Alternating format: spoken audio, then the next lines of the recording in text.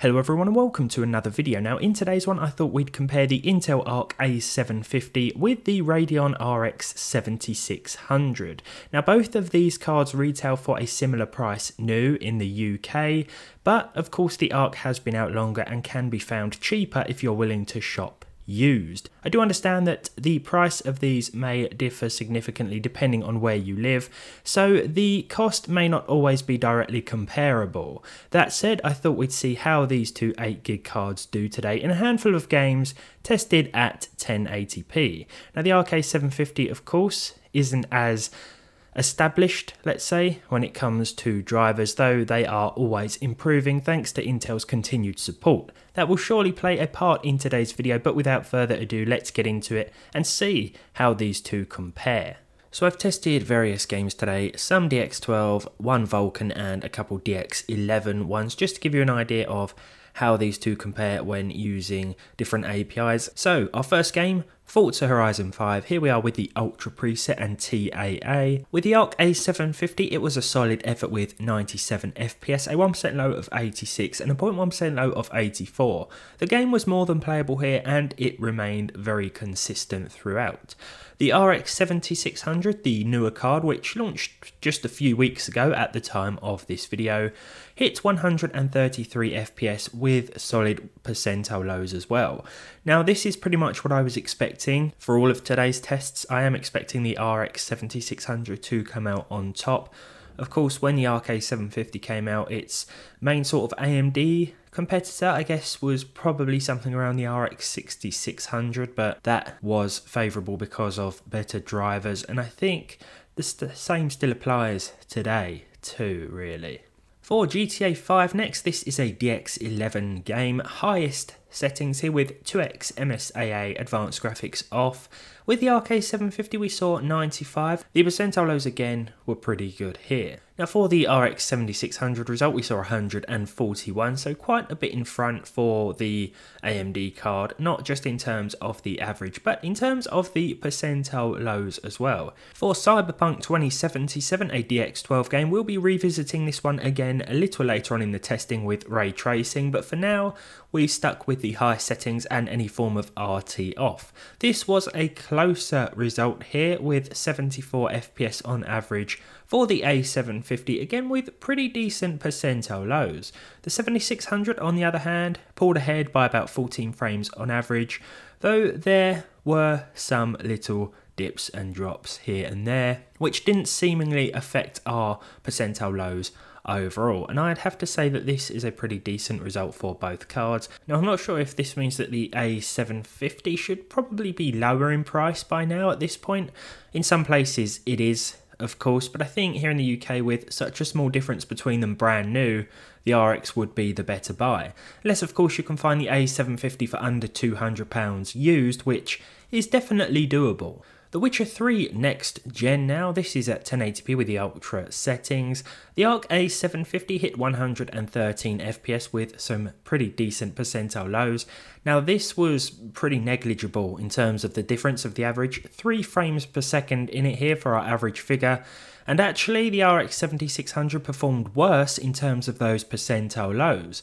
The A750 actually felt a little bit smoother, particularly in those busier city areas. For Marvel Spider-Man Remastered, it was a very good result for the A750 at the very high preset. However, the RX 7600 as expected did pull ahead with 111 FPS on average. The percentile lows were pretty close, 56 and 46 compared to the RX's 65 and 54, so no major stutters for either GPU here, and overall it was a very good effort from Intel's card, but a superior one from AMD's. Hogwarts Legacy up next. This can be quite troublesome. 1080p with a high preset here. The Arc managed 83 FPS, which is still a very respectable result, though as you can imagine in areas like Hogsmeade we will see a few little stutters.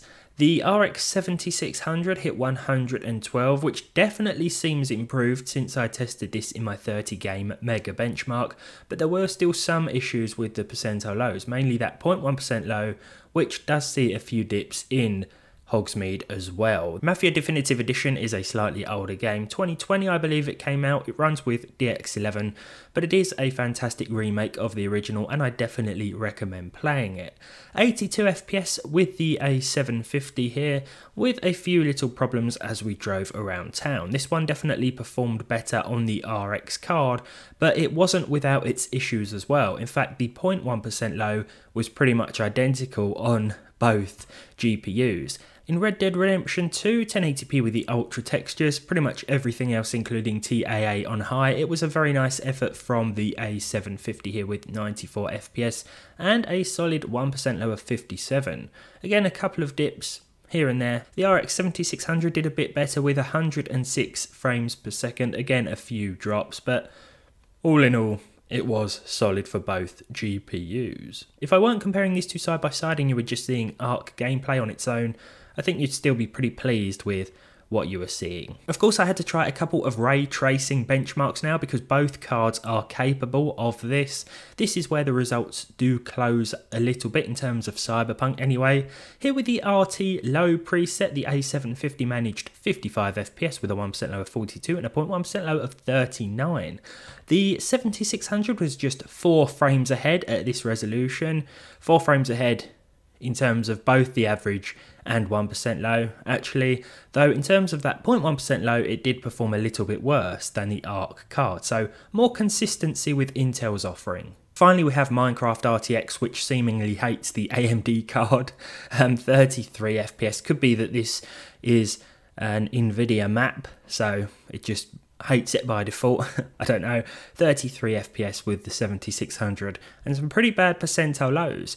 The Intel Arc card definitely ran better with 55 frames per second and the percentile lows were more solid too. But overall, I wouldn't recommend using ray tracing with either of these and I'd stick to native resolution with regular settings. However, with all that said, the ARC card is still holding up very well. Drivers are continuously improving and in older games it's only going to get better and better in my opinion. If both of these cost the same where you live, the 7600 is the better choice, but if there is a massive difference in your location, then I think the ARC card, if it's 60, 70, 80 pounds, dollars, euros or whatever cheaper, then it is still a very respectable choice. Just bear in mind that there may be a few more issues with newer games and a few more kinks to work out with some existing games.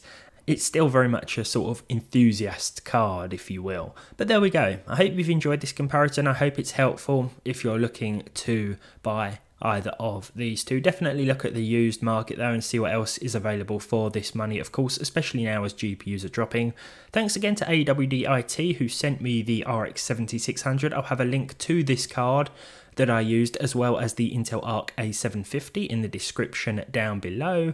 All that's left to say is if you enjoyed it, leave a like, leave a dislike if you didn't, subscribe to the channel if you haven't done so already, and hopefully I'll see all of you in the next one.